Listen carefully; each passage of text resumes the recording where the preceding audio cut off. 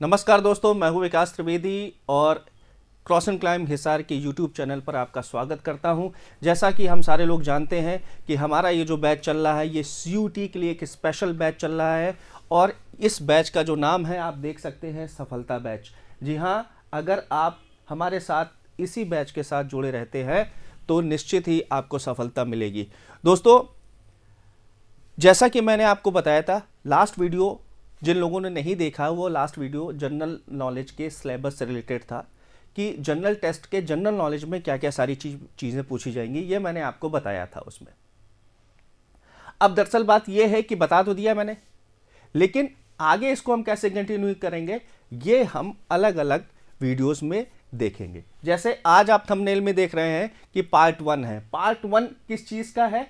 ये हमारा general knowledge का है। जनरल नॉलेज में हम इंडियन हिस्ट्री और इंडियन हिस्ट्री में भी मॉडर्न हिस्ट्री तैयार कर रहे हैं। दोस्तों, बहुत ही इंटरेस्टिंग सेशन होने वाला है, प्लीज़ लास्ट तक बने रहिएगा। और एक चीज़ मैं आपको और रिक्वेस्ट करता हूँ कि अगर आपको वीडियो पसंद आए तो ज़्यादा से ज़्यादा अपने दोस्तों को शेयर करिए, सब्सक्राइब करिए और लाइक करना प्लीज़ ना भूलिए, क्योंकि अगर आप लाइक करते हैं या सब्सक्राइब करते हैं या आपके कोई सजेशंस आपके कमेंट में हमें दिखाई पड़ते हैं तो इससे हमें प्रोत्साहन मिलता है। और जैसा कि मैंने अपने लास्ट वीडियो में कहा था कि हम जो कहते हैं वो करके दिखाएंगे। अगर आप साथ हमारे बने रहेंगे तो आपको CUT 2024 का एग्ज़ाम क्रैक करने में बिल्कुल भी प्रॉब्लम नहीं होगी और देश की अच्छी यूनिवर्सिटी में जाएंगे, ये मेरी गारंटी है। एक अनाउंसमेंट मैं करना चाह रहा हूँ, यहाँ तो आपको क्लासेस मिलेंगी ही, लेकिन आपको पेपर्स की अगर मैं बात करूँ, ऑनलाइन डिस्कशंस की बात करूँ, मेंटर्स की बात करूँ, आप उनसे सीधे अपने प्रॉब्लम्स शेयर कर सकते हैं। वो आपको उचित सॉल्यूशन देंगे आपके प्रॉब्लम का। तो इन सारी चीज़ों के लिए हम अपना एक पेड बैच भी अनाउंस करना चाहता हूं मैं उस पेड बैच के लिए। और वो पेड बैच हमारा जो शुरू होगा वो 16 जनवरी 2024 से शुरू होगा, यानी नए साल पे हम ये शुरू कर रहे हैं। 16 जनवरी याद रखिएगा डेट, पेड बैच हमारा शुरू हो रहा है। जो बच्चे इंटरेस्टिंग है इस बैच को लेने में, क्योंकि यहाँ तो आज चीज़ें आपको मिलेंगी ही, लेकिन वहाँ और भी वास्ट सारी चीज़ें आपको मिलेंगी। तो उस बैच के लिए जितने भी आपकी क्वेरीज हैं, नीचे डिस्क्रिप्शन में आपको फ़ोन नंबर, कोचिंग का address, everything will be given. तो उसको हम लोग देखेंगे, उसको आप देखिए। अगर आपकी कोई क्वेरी हो तो उस नंबर पे आप बात करिए। चलिए बिना टाइम गंवाए हम लोग शुरू करते हैं हमारा आज का सेशन। और आज के सेशन में जैसा कि मैंने बताया कि मॉडर्न हिस्ट्री सबसे ज़्यादा इंपॉर्टेंट है। इस मॉडर्न हिस्ट्री की अगर मैं बात करूं तो आज पहला हम चैप्टर देखेंगे, advent of European company in India, यानी भारत में जो यूरोपियन कंपनी है उनका आगमन कैसे हुआ, किस तरह से जो है उन्होंने अपने पैर यहां जमाए और खासकर ब्रिटिश कंसोलिडेशन किस तरह से हुआ। तो बिना टाइम गवाए लेक्चर को आगे बढ़ाते हैं। और जैसा कि हम देख रहे हैं कि हमारा जो आज का इंपॉर्टेंट टॉपिक है that is the advent of European company. अब यूरोपियन कंपनी भारत में आई, क्यों आई, इसकी वजह क्या थी? जाहिर सी बात थी, भारत की प्रॉस्पेरिटी को देखते हुए बहुत सारे विदेशी हमारे यहाँ से व्यापार करते थे। आप सारे लोगों को पता है कि भारत सोने की चिड़िया कहलाता था, ठीक है, कितना लूटा गया। लेकिन आज भी आप देख लीजिए, भारत में अगर प्राचीनतम बिल्डिंग्स में हम जाएं, मंदिरों में जाएं, तो आज भी हमें अथाह धन संपत्ति दिखाई पड़ती है। तो आप सोच लीजिए कि 1000 साल पहले किस तरह से सारी चीज़ें रही होंगी, ठीक है। और ऐसा नहीं है कि ये मॉडर्न एज में ही या ब्रिटिशर्स आए या यूरोपियंस आए, इनके आने से ही हमारे यहाँ ट्रेड शुरू हुआ। ट्रेड तो हमारे यहाँ इंडस वैली सिविलाइजेशन से ही हो रहा है दूसरी देशों में। और यहाँ पर अगर मैं बात करूँ कि मॉडर्न हिस्ट्री में जो यूरोपियन कंपनी भारत में आई, उनको कौन खींच लाया? उनको उनका लालच, और दूसरा हमारे यहाँ मसालों की खुशबू, जो देश विदेश में फेमस थी उस समय। यूरोपियन कंट्रीज़ आप जैसा जानते हैं कि ठंडी कंट्री हैं, और वहाँ पर जो है गर्म रखने के लिए या तो जो है क्या कहते हैं वाइन्स वगैरह लोग अक्सर लेते रहते हैं, या मसालों का यूज़ किया जाता है। और मसालों में भी काली मिर्च, ठीक है।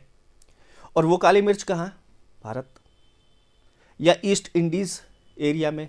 एक्चुअली क्या है, भारत के आसपास वाले जितने भी आप आज आप सार्क कंट्रीज़ देख रहे हैं, एशियन कंट्रीज़ देख रहे हैं, उन सारे लोगों को इंडीज़ कहा जाता था, ईस्ट इंडीज़ कहा जाता था। तो ईस्ट इंडीज़ का जनरली मतलब ये नहीं होता है कि सिर्फ भारत ही, भारत के आसपास वाले इंडियन सब कॉन्टिनेंट के आसपास वाली जितनी भी चीज़ें हैं वो ईस्ट इंडीज़ में आ जाती थी। तो वो खुशबू खींच लाई। और इन यूरोपियन कंपनीज की अगर मैं बात करूं तो इसमें पहला क्वेश्चन आपका ये बनता है। देखिए लेक्चर में मैं आपको हिंट देता जाऊंगा कि कौन कौन से क्वेश्चन आपके लिए इंपॉर्टेंट हैं, क्या क्या चीजें आपसे पूछी जा सकती हैं। तो जैसा कि आप देख रहे हैं एडवेंट ऑफ यूरोपियन कंपनी, बढ़ते हैं हम लोग आगे। और पहला जो हमारा टॉपिक आपको दिखाई पड़ रहा है, अरे ये तो ब्लैंक है, नहीं ब्लैंक नहीं है, आप देखिए इसको। Trade route of the world 1500 से 1700 के बीच में। देखिए यहां पे हो सकता है आपको बहुत ज्यादा क्लियर ना हो, तो थोड़ा सा मैं इसको जूम कर दे रहा हूं।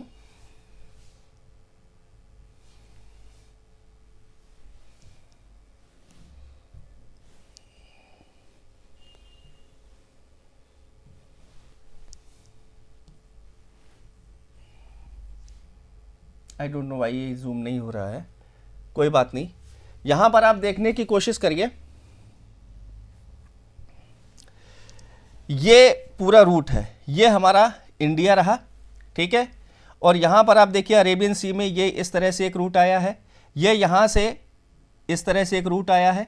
तो ये जो दोनों रूट थे, ये दोनों रूट बहुत इंपॉर्टेंट रूट थे।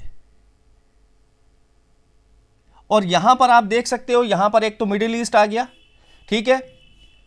और यहां पर आप देख सकते हो इधर से यहां पर इटली वगैरह है, यहां पर मिडिल ईस्ट है।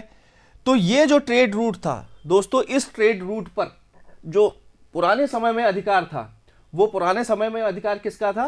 वो था इटली के लोगों का, और यहां पर मिडिल ईस्ट के लोग। ये चीज आप देख रहे हैं ना, ये यहां पर्शियन गल्फ, ये यहां पे आई, ये यहां से होते हुए ये यहां पर इंडिया। तो इन दोनों रूट्स पर जो मेन अधिकार हुआ करता था, वो मेन अधिकार किसका था? वो मेन अधिकार ये यहां के रीजन वालों का, यहां के रीजन वालों का। इटली के हो गए, ठीक है, पर्शिया के हो गए, मिडिल ईस्ट के हो गए, सऊदी अरेबिया के हो गए, ठीक है। इस तरह के जितने भी जो है व्यापारी थे, वो इस रूट को फॉलो किया करते थे, और इस रूट को फॉलो करके क्या करते थे? भारत के साथ व्यापार। और कई सदियों से इस तरह का व्यापार चला आ रहा था। लेकिन अभी जैसा कि मैंने आपको बताया कि भारत की जो खुशबू थी मसालों की, वो यूरोपियन को मिल गई थी, वो उसका टेस्ट लग चुका था। तो अब यहां पर भी यूरोपियंस ने ये सोचा कि भाई हमें भी भारत के साथ ट्रेड करना चाहिए। तो ऐसे समय में जो पहले यूरोपियन आए, वो कौन आए? पोर्चुगीज आए। देखिए यहां पर ये बिल्कुल सही सीक्वेंस लिखा हुआ है। कभी कभी सीक्वेंस आपसे पूछा जा सकता है कि ये बताइए कि यूरोपियन कंपनी जो इंडिया में आई, उन कंपनीज का सही सीक्वेंस आने का क्या है? सबसे पहले कौन आया, उसके बाद कौन आया, उसके बाद कौन आया? तो सबसे पहले कौन आया? पोर्चुगीज आए। उसके बाद कौन आए? डच आए। उसके बाद फिर तीसरे नंबर पर ब्रिटिश आ रहे हैं। उसके बाद डेन्स आए, और फिर फाइनली फ्रेंच आए। सबसे पहले पोर्चुगीज, सबसे बाद में फ्रेंच। सबसे पहले पोर्चुगीज आए थे, लेकिन 1961 में सबसे बाद में गए। इसके पहले सारे लोग चाह चुके थे, ठीक है। तो ये भी आपके लिए एक इंपॉर्टेंट क्वेश्चन बनता है दोस्तों। तो यहां पर हम ये देखते हैं कि ये तो ओल्ड रूट हो गया, जिस पर merchants of Venice, merchants of Italy, merchants of Baghdad, Saudi Arabia, Persia, इनका पूरा अधिकार था।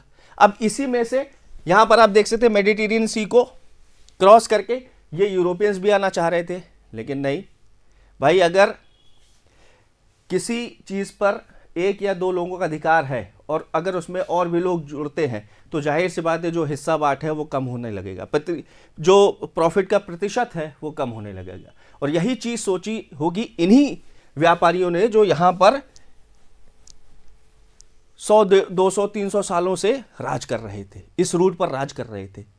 अब ऐसे समय में यूरोपियन आए तो आए कहां से? क्योंकि इन्होंने मना कर दिया कि ये रूट आप यूज ही नहीं कर सकते हो। और जब ये आ रहे होंगे तो उनको मारा पीटा गया होगा, इनके जब जहाज आ रहे होंगे, है ना। तो फिर कैसे किया जाए? अब यहां पर दिक्कत क्या आ रही थी कि फिर नया रूट कौन सा खोजा जाए। अब यहां पर आप देख सकते हैं कि ये एक वास्को डिगामा का वोयेज रूट है। कहां से वास्को डिगामा कहां से चले आ रहे हैं? ये देखिए, ये यहां से पोर्चुगल से शुरू हुए, ये केप ऑफ गुड होप पर आ गए यहां पर, ठीक है। अब जब यहां पर केप ऑफ गुड होप पर आ गए, तो यहाँ पर आने के बाद भाई क्या होता है कि ये आपके जो वास्को डी गामा साहब है ना, रास्ता भूल जाते हैं, भटक जाते हैं और इनको फिर से क्या होना, वापस जाना पड़ता है। थक हार के निराश होकर ये घर वापस जाते हैं। लेकिन इसने हार नहीं मानी, इसने ठान लिया था कि हमें इंडिया से व्यापार करना ही करना है। तो फिर कैसे किया जाए, फिर दोबारा आया ये दोस्तों, ये फिर से दोबारा आया और फिर यहाँ पर केप ऑफ गुड होप में भूल गया रास्ता। लेकिन यहाँ पर हम देखते हैं कि मिलता कौन है इनको मिलते हैं अब्दुल मलिक, गुजराती भाई। अब्दुल मलिक से जब वास्को डी गामा मिलता है, सोचता है कि कहाँ चले आए हैं, तब तक अब्दुल मलिक मिल जाते हैं और गुजराती भाई है। तो अब्दुल मलिक ने सीधे पूछा, हाँ वास्को डी गामा केम छो, ठीक है। तो वास्को डी गामा कहते हैं कि भाई मेरी प्रॉब्लम है कि मैं पहले भी यहाँ पर राह भटक गया था और अभी भी राह भटक गया हूँ, तो क्या करूँ। तो अब्दुल मलिक ने कहा टेंशन नहीं लेने का, मैं हूँ ना। और फाइनली हम ये देखते हैं कि अब्दुल मलिक की सहायता से ये जो वास्को डी गामा है, ये आपका केरल के उस समय जो राजा हुआ करते थे, जिनका टाइटल जमोरिन हुआ करता था, उनके पास पहुंचता है 1498। अब दोस्तों ये आपके लिए इम्पोर्टेंट बात है कि पहला यूरोपियन कंपनी का कौन सा व्यक्ति भारत में आया, तो वो था वास्को डी गामा, ये चीज, ठीक है। तो ये यहां पर आप देख सकते हैं, reached Calicut with the help of Abdul Malik. ये आपके एग्जाम के लिए इंपॉर्टेंट है। तो कहां पर पहुंचा, किस तट पर उतरा, कालीकट आज जो है कोझिकोड के नाम से जाना जाता है। और इस तरह से वास्को डी गामा ने पहली बार में लगभग, जब यहाँ से वो मसाले लेकर गया तो यूरोपियन कंट्रीज़ में जब उसने बेचे, तो आदमी सोचता है कि जो है हम 100 का 200 बना लें या इस तरह से करके, लेकिन इसने 60 गुना ज़्यादा प्रॉफिट कमाया। अब सोचिए कि इसकी लालच कितना बढ़ गया होगा। और इसी तरह से वास्को डी गामा दोबारा भी आता है और दोबारा इसके साथ एक व्यक्ति और आता है, और जो दूसरा व्यक्ति आता है उसका नाम कैब्राल कौन, कैब्राल ने ब्राज़ील की खोज की, ठीक है। अब आगे हम बढ़ते हैं। भारत में वास्को डी गामा आ चुका था, यूरोपियन कंपनीज आ चुकी थी, ठीक है, और इन्होंने भारत में अपना व्यापार शुरू किया। लेकिन भारत में जब कुछ दिनों तक ये रहे तो उनको ये पता चल गया कि यार यहाँ पर थोड़ा बहुत शासन, अगर हमें ज़्यादा दिनों तक सर्वाइव करना है तो हमें यहाँ पर कंपटीशन को बीट करना होगा। कॉम्पिटिटर कौन, वही अरेबियंस, वही इजिप्शियन, वही इटालियंस, जिनका पुराने समय में व्यापार होता था। लिहाजा इन्होंने सोचा कि क्यों ना ये जो अरेबियन सी वाला ये एरिया हम देख रहे हैं, ये इस एरिया को कब्जा किया जाए। और फाइनली इसके लिए ज़रूरत थी ताकत की, पावर की। तो यहाँ पर हम देखते हैं कि जिस तरह से भारत में ब्रिटिश वायसराय या गवर्नर जनरल या गवर्नर्स होते आए, इसी तरह से पोर्चुगीज में भी गवर्नर आए। तो सबसे पहला गवर्नर कौन आया, वो था फ्रांसुआ डी अल्मीडा। ये बहुत इंपॉर्टेंट है, ये पूछा जा सकता है कि पहला गवर्नर कौन था, तो ये था फ्रांसुआ डी अल्मीडा, जिसकी ब्लू वाटर पॉलिसी थी। बहुत याद रखिएगा, ये बहुत इंपॉर्टेंट क्वेश्चन है। ब्लू वाटर पॉलिसी यानी ये जो अरेबियन सी है, इस पर राज करना। अब कोई भी जहाज अगर इधर से जाएगा तो इनको टैक्स देना पड़ेगा, कोई भी जहाज अगर इंडिया में लैंड करेगा तो टैक्स देना पड़ेगा। तो this was the blue water policy, जो अक्सर एग्जाम में पूछी जाती है कि who established the blue water policy। तो blue water policy was established by Francisco de Almeida. उसके बाद दोस्तों देखिए, दूसरा जो यहां पर गवर्नर आता पोर्चुगीज का, वो अल्फांसो डी अल्बुकर्क, ये आते हैं। और यहां पर पॉलिसी ऑफ इंपीरियलिज्म, यानी हमें यूरोपियन में पोर्चुगीज को कंसोलिडेट करना है यहाँ पर एम्पायर को, इसलिए यहाँ पर इंपीरियलिस्ट की पॉलिसी आ गई। और ये बहुत इंपॉर्टेंट क्वेश्चन है कि अल्बुकर्क ने ही बीजापुर के सुल्तान, जिसका नाम था आदिल शाह, से गोवा छीन लिया। तो गोवा में इन्होंने अपना सेंटर, पूरा अड्डा बना लिया। बहुत इंपॉर्टेंट है ये, ठीक है। अभी देखिए पोर्चुगीज की एक पॉलिसी आई है, मैं करंट अफेयर्स की चीज़ बता दे रहा हूँ, कि उन्होंने कहा कि जो लोग पोर्चुगीज गवर्नमेंट के अंदर रहे हैं 1961 तक, उनकी आगे की पीढ़ी, उसको पोर्चुगल में क्या मिलेगा, आप परमानेंट वहाँ रह सकते हो, वहाँ के निवासी बन सकते हो, ठीक है। तो क्यों, क्योंकि गोवा ही इनका सेंटर था एडमिनिस्ट्रेशन करने का। उसके बाद हम देखते हैं Nino de Cunha, Alfonso de D'Souza, ये आए। और इन्हीं के समय में एक जो है जेसुइट्स मिशन आया था एक तरह से क्रिश्चियनी मिशन को हम बोल सकते हैं। और कौन इसमें जो है क्या कहते हैं फादर आए थे, फ्रांसिस्को जेवियर। ये जेsuit सेंट हुआ करते थे, जो किसके समय में आए थे, अकबर के समय में आए थे। और अकबर ने जो रिलीजियस पार्लियामेंट की स्थापना की थी, उस पार्लियामेंट में ये भी पहुंचे थे और अकबर को समझाया था कि भाई आप मुस्लिम धर्म छोड़कर आप ईसाई धर्म को ज्वाइन कर लीजिए। हालांकि अकबर ने बाद में मना कर दिया था। So this is about the Portuguese governor and who came first for trade in India. तो वो कौन था, वास्को डी गामा। पहली ब्लू वाटर पॉलिसी ये किसकी आई, फ्रांसुआ डी अल्मेडा की। इंपीरियलिस्टिक पॉलिसी किसने अप्लाई, तो अल्बुक्रिक ने अपनाई। और इनके समय में जो जेsuit मिशन आया था, कौन सेंट आए, तो सेंट जेवियर आए थे। आपने जेवियर नाम बहुत सुना होगा, जेवियर स्कूल और या कॉलेजेस इस तरह से करके। तो ये रहा आपका पोर्चुगीज़ के बारे में, तो बिल्कुल मत भूलिएगा। अच्छा, ये जो भी मैं आपको सेशन लूँगा इससे रिलेटेड मैं आपको क्वेश्चन भी करवाऊँगा, बिल्कुल भी मत परेशान होइएगा कि कितना याद करेंगे, ठीक है। वीडियो अगर इंटरेस्टिंग लग रहा हो तो प्लीज़ इसको लाइक ज़रूर करिए। बढ़ते हैं दोस्तों हम लोग आपने आगे स्लाइड की तरफ। और आगे जो हमारी स्लाइड है ये देख सकते हैं आप। और यहाँ पर आप देखिए मैंने जो सही सीक्वेंस आपको बताया था, Portuguese, Dutch, British, Dane and French. और यहाँ पर अब आप देखिए उसी तरह से चल रहे हैं। अब कौन आ गया यहाँ पर, भाई ये आ गए आपके डच। अभी देखिए डच के जो है प्राइम मिनिस्टर है, कमेंट में बताइए कौन प्राइम मिनिस्टर है इस समय, जो है डच प्राइम मिनिस्टर कौन है। तो ये लोग देखिए कह रहे हैं ओ आप लोग पहुंचे तो हो हम भी आ गए, है ना। ये भी, इनको भी मसालों की खुशबू, और पोर्चुगीज ने इतना व्यापार में प्रॉफिट कमाया उसको देखते हुए ये भी आ गए, ठीक है। डच यहाँ पर आ जाते, हॉलैंड, नीदरलैंड से, है ना। और उसके बाद इनकी जो कंपनी है, ये कंपनी देखिए VOC।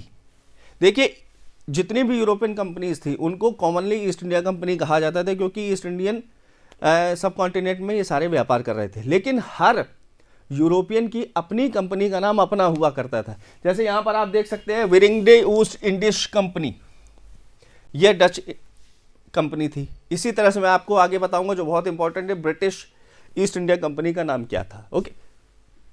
तो यहाँ पर देख सकते हो डच कब आए, 1602 में आए। पोर्चुगीज कब आए, 1498 में। और ये कब आ रहे हैं, 1602 में। अक्सर यहाँ से जो क्वेश्चन पूछे जाते हैं इनके आने का ईयर, और साथ साथ जो दूसरी चीज़ पूछी जाती है कि इन्होंने अपनी फैक्ट्री कहाँ बनाई या इन्होंने आपस में कौन सी लड़ाई की। इससे ज़्यादा नहीं, ये तो मैं काफ़ी डिटेल में आपके लिए लाया हूँ, लेकिन मैं आपको बता रहा हूँ कि इतना जरूर याद करिएगा कि कौन यूरोपियन कंपनी किस ईयर में आती है, कौन यहाँ पर वो इस्टेब्लिश करता है, यहाँ पर अदर राइवल्स जो हैं उनके साथ कौन सी लड़ाइयाँ होती हैं, ओके। तो ये चीज़ आपकी आ गई। आगे बढ़ते हैं इसमें। तो विरिंगडे ईस्ट इंडिश कंपनी, ये डच ईस्ट इंडिया कंपनी का नाम था। और इन्होंने आप देख सकते हैं अपनी जो पहली फैक्ट्री लगाई वो कहाँ लगाई, मसूलीपट्टनम में। ये बहुत इंपॉर्टेंट है, दिस इज इंपॉर्टेंट, इसको आप अपनी कॉपी पे नोट कर लीजिएगा। पहली बात तो मैं हट जा रहा हूँ थोड़ा सा, आप ये स्क्रीनशॉट ले सकते हैं, ठीक है। इसका स्क्रीनशॉट ले लीजिए।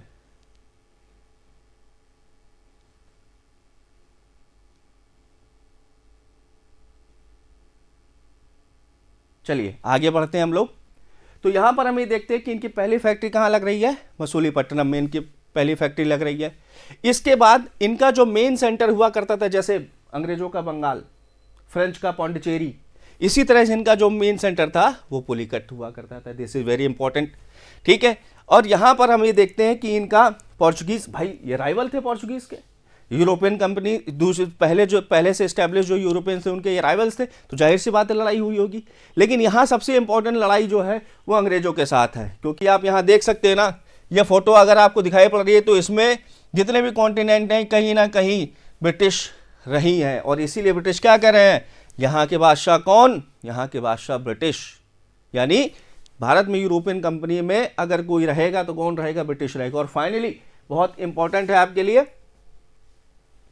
बैटल ऑफ बेदरा, बहुत इंपॉर्टेंट, 1759। अब देखिए बैटल ऑफ प्लासी के बाद हो रही है ये, बैटल ऑफ प्लासी कब हो रही थी, 1757 में। और यहां पर बैटल ऑफ बेदरा 2 साल के बाद, याद रखिएगा, यही आपके लिए क्लू है। और यहां पर देखते हैं डचेस ब्रिटिश के द्वारा हरा दिए गए। यानी यहाँ पर एक जो राइवल था वो खत्म, ब्रिटिश ने इनको हरा दिया। अभी आगे देखेंगे पोर्चुगीज को भी इन्होंने हराया और वो बैटल ऑफ स्वाली में हराया। तो ये नाम आपके लिए इंपॉर्टेंट है, Portuguese battle of Swally, Dutch battle of बेदरा। ठीक है, तो ये आपके लिए इंपॉर्टेंट चीजें हो गई। आगे बढ़ते हैं हम लोग। अब आ जाते हैं हम लोग ब्रिटेन के पास। पहले तो इसका स्क्रीनशॉट ले लीजिए क्योंकि सारी जितनी भी चीजें लिखी गई हैं वो बहुत ही इंपॉर्टेंट चीजें हैं आपके लिए।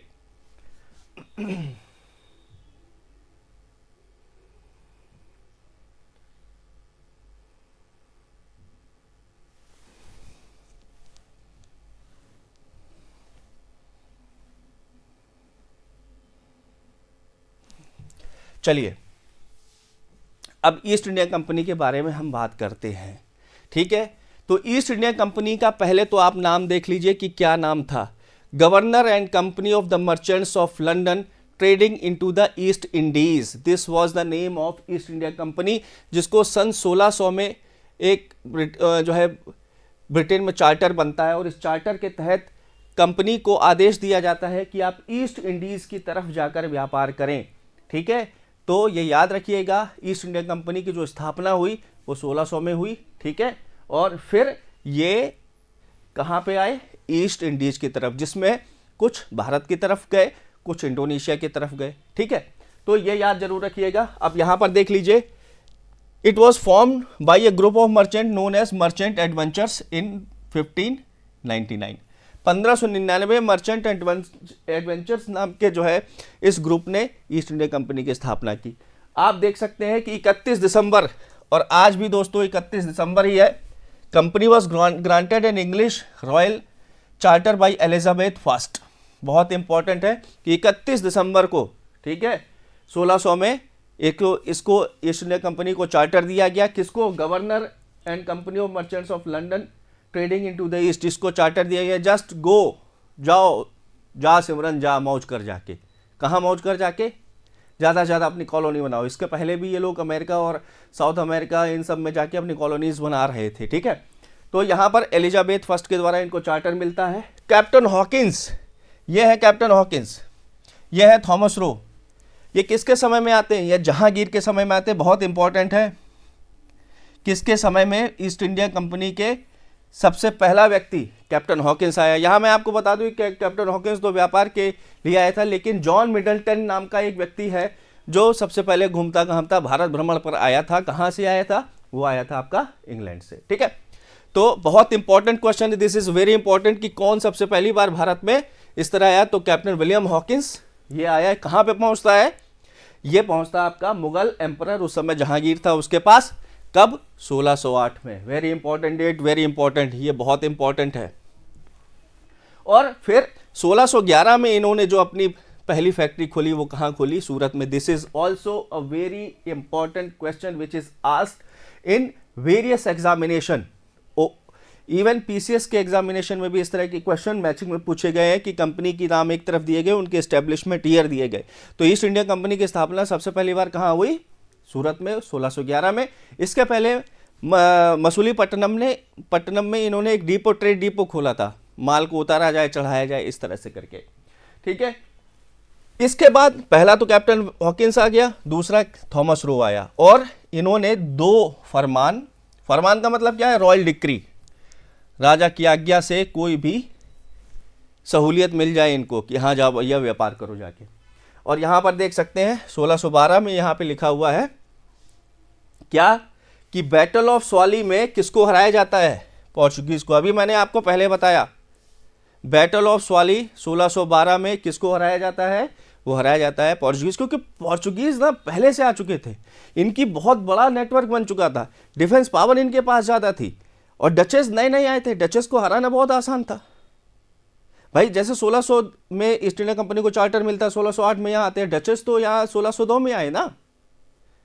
तो अभी, और वो कब आ चुके थे, वो तो 1498 में आ चुके थे, यानी 100 साल में उन्होंने अपने पावर को बहुत ज़्यादा कंसोलिडेट किया।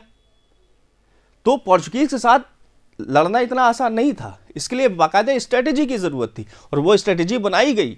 और बनाने के बाद क्या होता है दोस्तों कि बैटल ऑफ स्वाली में सूरत 1612 में पोर्चुगीज को भी हरा दिया गया। अब आप यहां देखिए इनके दो राइवल खत्म, डच खत्म और पोर्चुगीज।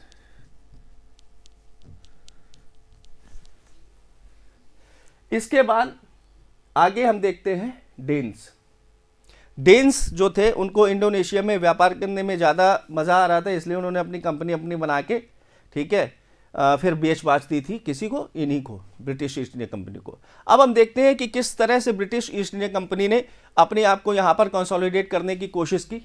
ठीक है, ये बहुत इंपॉर्टेंट यहाँ पर चीज़ें दी गई हैं, इसको एक बार मैं हट जा रहा हूँ, इसका आप स्क्रीनशॉट ले लीजिए, पॉज करके सारी चीज़ें नोट कर लीजिए। सबसे पहले इसमें क्या चीज़ दी गई है, इन्होंने अपने ट्रेडिंग सेंटर कहाँ रखे, तो Surat, where a factory was built in 1611, Madras में, फिर बॉम्बे में और फाइनली कलकत्ता। कलकत्ता के बारे में पूछा जाता है कि कलकत्ता को कंसोलिडेट कर या कलकत्ता सिटी बसाने का क्रेडिट किसको जाता है, बम्बई सिटी बसाने का क्रेडिट किसको जाते हैं। देखिए ये सारे क्वेश्चन एग्जाम में पूछे गए, इसीलिए मैं सिर्फ इंपॉर्टेंट चीजें यहां लेकर आपके सामने आया हूं। तो यहां पर मद्रास का अगर फाउंडेशन रखने का क्रेडिट जानता है तो किसको जानता है, वो फ्रांसिस ड्रेक जाता है। जेराल्ड ओंगियार, इसको कहां किसका क्रेडिट जाता है, ये जाता है कलकत्ता को, सॉरी बॉम्बे।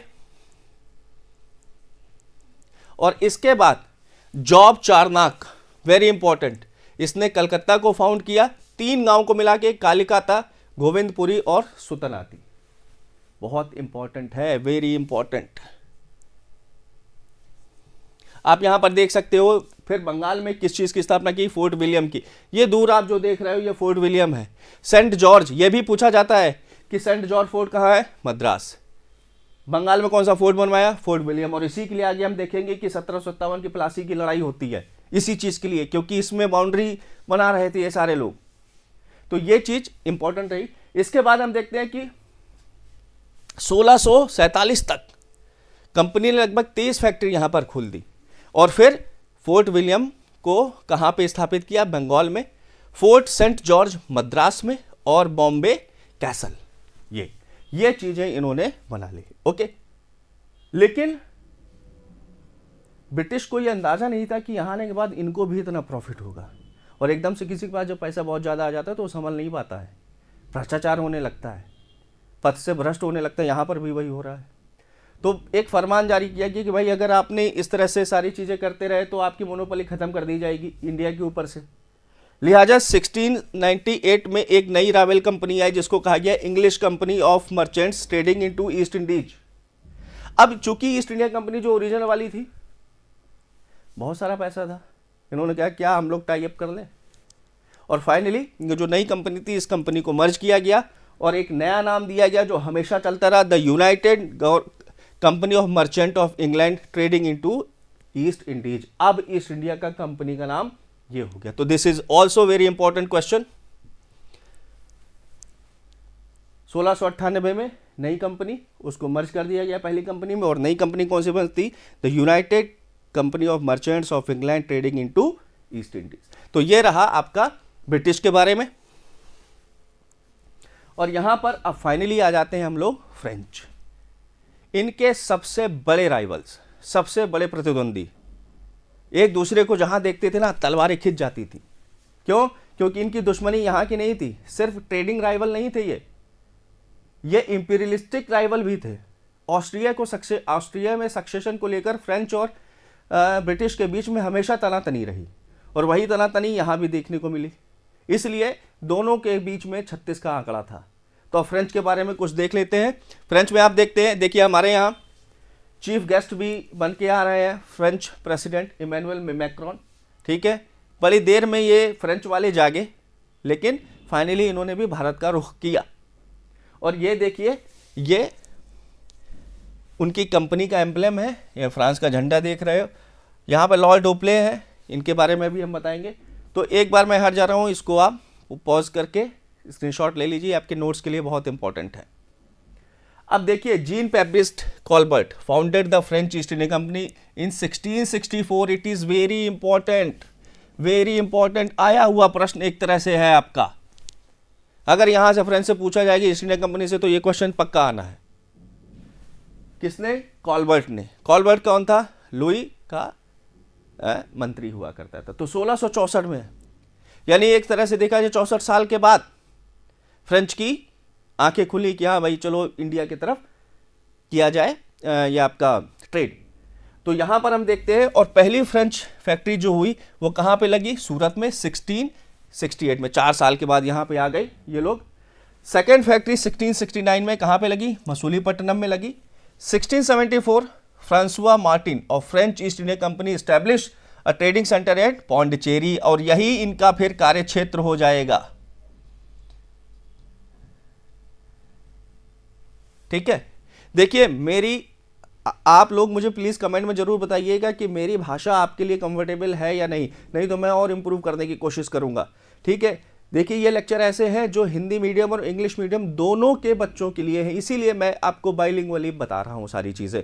और प्लीज सजेशन और कमेंट में जरूर अपने टिप्पणियां जरूर लिखिएगा कि हमें क्या इंप्रूव करने की जरूरत है और आपकी क्या डिमांड है। ओके, तो ये चीज हो गई।